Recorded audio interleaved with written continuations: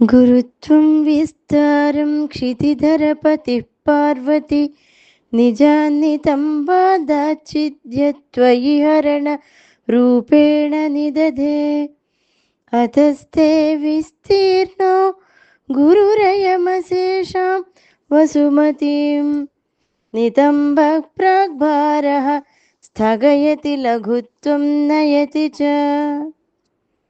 ఈ శ్లోకంలో శంకర భగవత్పాదుల వారు అమ్మవారి యొక్క నితంబముల గురించి వర్ణిస్తున్నారు.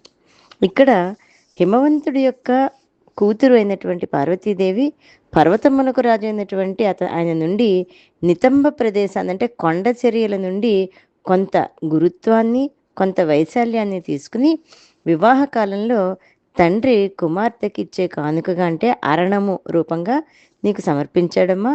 అందువల్లనే నీ యొక్క నితంబములు చాలా అతిశయం, చాలా గొప్పవిగా వెడల్పుగా ఉండి భూమిని అంతా కప్పింది కనుక భూమికి చులకన భావం కలుగుతోంది అని భగవత్పాదుల వారి యొక్క భావనగా చెప్తూ, గురుత్వం విస్తారం క్షితిధరపతి.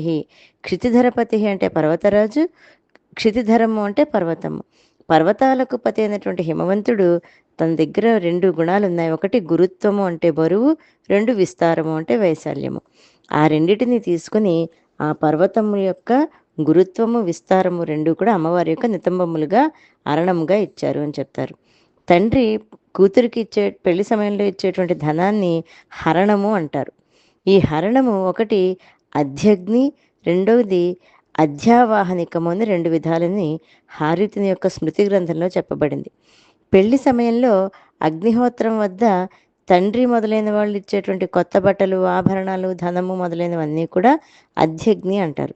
పెళ్ళైన తర్వాత అల్లుడు తన భార్యను తీసుకుని వెళ్ళేటప్పుడు తండ్రి మొదలైన వారు ఇచ్చే కానుకలని అధ్యావాహనికము అంటారు.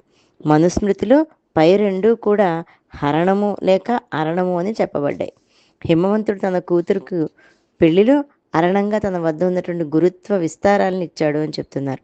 ఇంకా అతస్తే విస్తీర్ణో గురురయం నితంబ ప్రాగ్భార. నితంబ ప్రాగ్భారము అంటే ఆ నితంబం యొక్క అతిశయం ఏంటంటే చాలా విశాలము, విస్తారము, విపులము అనేటువంటి భావం. హిమవంతుడి యొక్క గురుత్వం విస్తారాలని పార్వతి కారణంగా ఇవ్వడం వల్లే చాలా విశాలమైన నితంబములు ఉన్నాయని తెలుస్తుంది. ఇంకా ఈ విశాలమైనటువంటి ఈ నితంబములతోటి అమ్మవారి యొక్క భూమిని అంతటినీ కూడా కప్పివేశాయి. అదే కాకుండా భూమికి ఒక చులకన ధనాన్ని కలిగించేట అమ్మవారి యొక్క ఆ నితంబములు భూమిని చిన్నబుచ్చాయి అనేటువంటి విషయాన్ని తెలియజేస్తూ ఆ జగన్మాతకి భూమి ఆసనంగా ఉంది అని భావం. అమ్మవారి యొక్క నితంబ బింబ శోభ ముందు సకల భూబింబము చాలా చిన్నదిగా ఉంది అని భావము. అందువలనే అమ్మవారి యొక్క నితంబములు భూమిని కప్పి దాన్ని చులకన చేశాయి. అంటే చిన్న వస్తువుని పెద్ద వస్తువు కప్పివేయడం సహజం, అలాగే బరువైన వస్తువు తేలిక వస్తువుని కూడా చులకనగా చూడడం సహజమే కదా.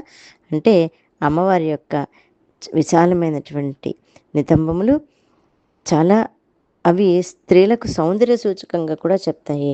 అటువంటి అమ్మవారి యొక్క స్వరూపాన్ని తలుచుకుంటూ శ్రీమాత్రే నమః.